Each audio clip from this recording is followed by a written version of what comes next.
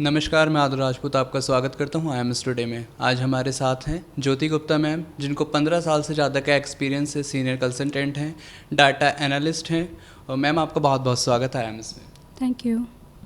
Ma'am मेरा आपसे सबसे पहला सवाल ये होगा कि मैम कई बार ऐसा होता है, फ्रेशर्स जाते हैं, फ्रेशर्स पे बहुत ज़्यादा प्रेशर रहता है कि क्या सवाल पूछेंगे, तो उसके बारे में आप क्या कहना चाहेंगे? वो अपना जो उनका प्रेशर रहता है उसे कैसे कम करें? क्या सवाल पूछेंगे, थोड़ा और इसको एक्सप्लेन करेंगे कहाँ पे? मैम जैसे जॉब के लिए जाते हैं कई बार। ओके, फ्रेशर से क्या सवाल पूछेंगे? जी। ओके, सो जब भी हम इंटरव्यू लेते हैं फ्रेशर्स का, हम कभी भी इस पे नहीं फोकस करते उनको कितनी कोडिंग आती है, कितना उनको पता है। फर्स्ट थिंग इज़ उनका एक सर्टिफिकेशन या एक कोर्स कंप्लीशन सर्टिफिकेट होना चाहिए। सेकंड थिंग इज़ हम उनके देखते हैं कि उनकी सॉफ्ट स्किल्स कैसी है, उनका एटीट्यूड क्या है। थर्ड थिंग इज़ उनकी कम्युनिकेशन स्किल कैसी है, बिकॉज आज के वर्ल्ड में, आज के आईटी वर्ल्ड में जब एज अ फ्रेशर ज्वाइन करते हो, after a few months of experience आपको क्लाइंट के साथ बात करना पड़ता है। ऐसा नहीं होता कि सिर्फ आपके सीनियर्स बात कर रहे हैं, आप सब एक टीम में होते हो, तो कम्युनिकेशन स्किल एक बहुत इंपॉर्टेंट रोल प्ले करती है। से द लास्ट थिंग इज़ बहुत सारे जब आप कोर्स कर रहे हो तो या आप सर्टिफिकेशन कर रहे हो तो आप बहुत सारे रियल टाइम प्रोजेक्ट्स करते हो। थ्योरी में पढ़ना चीज़ें बहुत आसान होती है, जब आप उसको प्रैक्टिकल में लेके जाते हो चीज़ें बिल्कुल डिफरेंट हो जाती है। थ्योरी में आप 100 चीज़ें पढ़ते हो और प्रैक्टिकल उसको वर्क करोगे तो सिर्फ 2 या 3 चीज़ें अप्लाई होंगी।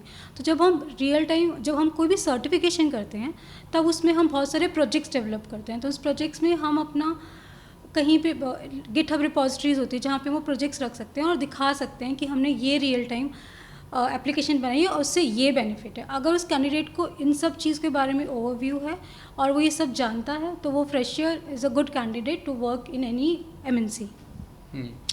जैसे मैम मैंने आपकी जो वो थी स्पीच मैंने सुनी थी, उसमें आपने बोला एआई के बारे में। मैम एआई में अक्सर देखा है विदाउट माइंड वो वर्क करता है, ठीक है, वहाँ ह्यूमन माइंड की नीड नहीं होती, ठीक है।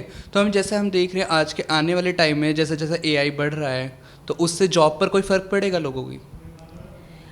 जॉब पे फ़र्क पड़ेगा, जैसे चैटबॉट, जैसे आप IRCTC ऐप खोलते हो या कोविड में जो ऐप आया था वो सब चैटबॉट ऐप्स हैं।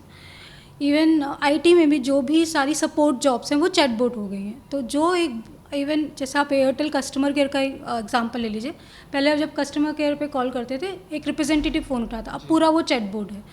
तो इन सब पे फ़र्क आ रहा है, बट ये सब एक ऐसे टास्क है जिसमें ह्यूमन माइंड की ज़रूरत नहीं है। ह्यूमन माइंड हमेशा इनोवेटिव सोच सकता है और अच्छा कुछ इनोवेटिव काम में अपना माइंड यूज़ कर सकता है। तो ये सारी जॉब से इम्पैक्ट है, but definitely as a human we have lot of prospects open. तो मैम अपना एक्सपीरियंस बताइए। जैसे आपने 15 साल से ज़्यादा का आपका एक्सपीरियंस है, कई बार आपने देखा होगा उतार चढ़ाव आपकी लाइफ में भी, तो आप उसके बारे में क्या कहना चाहेंगे कुछ? सो बेसिकली मैंने जब अपनी बीटेक की थी, I am from mechanical engineer, तो कंप्यूटर और आईटी बैकग्राउंड में कुछ नहीं पता था। जब मेरा कैंपस सिलेक्शन हुआ, TCS is like open for all. TCS it's not only, they don't only select computer IT students, it was open for all. But TCS उसके बाद ट्रेनिंग कराती है। तो जब वो 2 साल की ट्रेनिंग हुई तो समझ में आया कि computer and IT skills which require specialisation, बट वो ऐसी स्पेशलाइजेशन नहीं है जिसमें you can not develop over a period of time.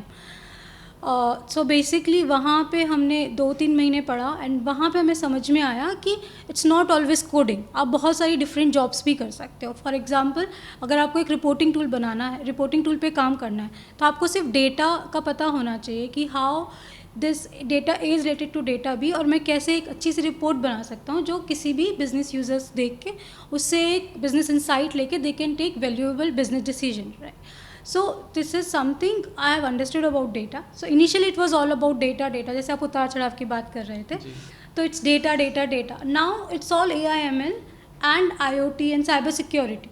So it's like over this 10 or 15 years I've seen a huge change in industry. पहले database management था, now it's all how to use that data. उससे आप insight कैसे use करो।